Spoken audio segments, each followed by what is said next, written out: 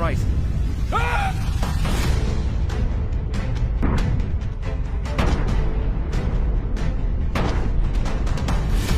Fall, you bastard. Is there anyone in there? Or are you just an animal? Superman is fighting amongst the people that love and adore him. This is Superman in the fight for his life that we've never seen him before. It's a lot more emotionally shattering when the end finally comes for him in this movie.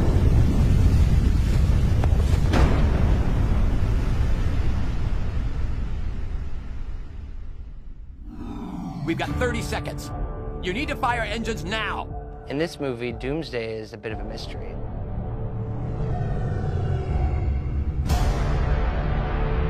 You take all of the dangerous elements of Superman, remove the conscience, put it in this vessel that can channel all that anger, rage, and power. You have Doomsday. Doomsday is a threat that they've never seen before, they've never faced before, even more so than Darkseid. We've really got a bigger group than we've had for any of these movies before, fighting just one entity. So the more they battle it, the stronger it gets. We raised you so that you could be yourself. We didn't raise you to be alone, honey. This movie is a lot about relationships and the different kinds of ways relationships present themselves to one person. We see more of Superman's world. Doomsday Superman is something that the DC fans are very familiar with. We really wanted to warrant retelling this story and putting it in this continuity and in this universe. This movie is actually the first act of what the first original movie was. His plight at the start of the movie is whether or not to share his life further with Lois. I feel like it scares you that I might get to the truth. Clark, Kal-El, Superman. Taxi! He's got this identity crisis kind of going on. Do I stay human? Do I be the hero? Do I let Lois in? There's a reason why I'm so secretive. And? He's willing to not only admit finally that he's in love with this person and make this connection by revealing who he really is, but then on another level, he's willing to sacrifice all of that.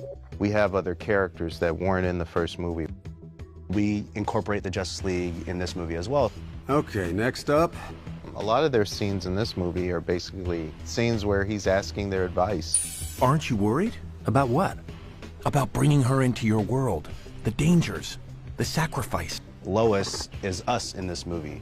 There's something very vulnerable about that. Hopefully that's an element that the audience can relate to.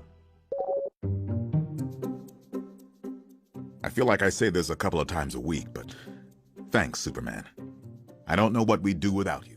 We definitely wanted to touch on the idea that Superman's existence, who he is as a person, affects everyone.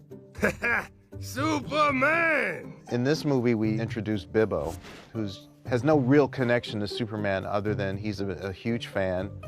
How about a picture for the joint?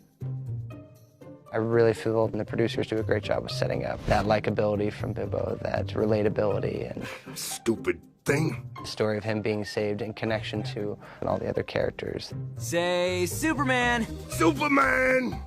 And so he's our touchstone in the story that connects this story to what fans feel about Superman. Hey, if you ain't got a place to go, you can stay with me while Superman cleans this clown's clock. Real justice isn't reserved for some. It's everyone's right. Jerry O'Connell, who voices our Superman, has done a fantastic job. And Lois in this movie really had a very pivotal role. And so for us, it popped into our heads that Rebecca Romijn would be a great choice. Thanks for the ride. As far as their connection as being husband and wife, I think there's a familiarity there. Are you sure you're not just getting old? You'll have to tell me what that's like. Ha! Super touche. It was just so much fun to see them bring that to life. We need you, Clark. Jason O'Mara is our Batman, and again, returns in this continuity of films. You know, really comfortable in the role. Batman, zipline!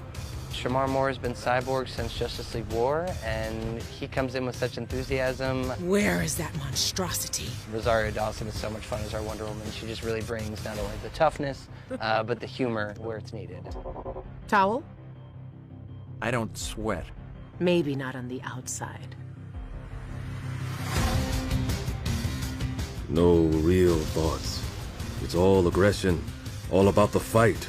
A killing machine. In the comic, the fight was staged it starts very wide, and we progressively get tighter and tighter and tighter, and the panels get bigger and bigger and bigger. And so we wanted to kind of replicate that feeling in the movie. Superman has an emotional investment in stopping Doomsday. The idea that he may not survive is the first time he's ever had to deal with that kind of emotion. There's a point where we see the realization in his eyes. This is a thing that he may not be able to be. As a fan, I want to see that depth and the idea that this sacrifice feels like it was given the weight to mean something. To try to push for something different was a really fun opportunity to do on this movie. It fired off on all cylinders, like, yeah, let's really bring something unique to this, but also have it still feel very reminiscent of the comic book. The death of Superman was something that I think comic book fans thought was unthinkable. It gave fans a chance to realize how much the character means to them. I'm blown away by seeing Superman that vulnerable. He's willing to sacrifice to save not only Lois Lane, but everyone. The biggest hero in the world can be killed, and anything can happen in this universe. If anyone's watching this, send help. No!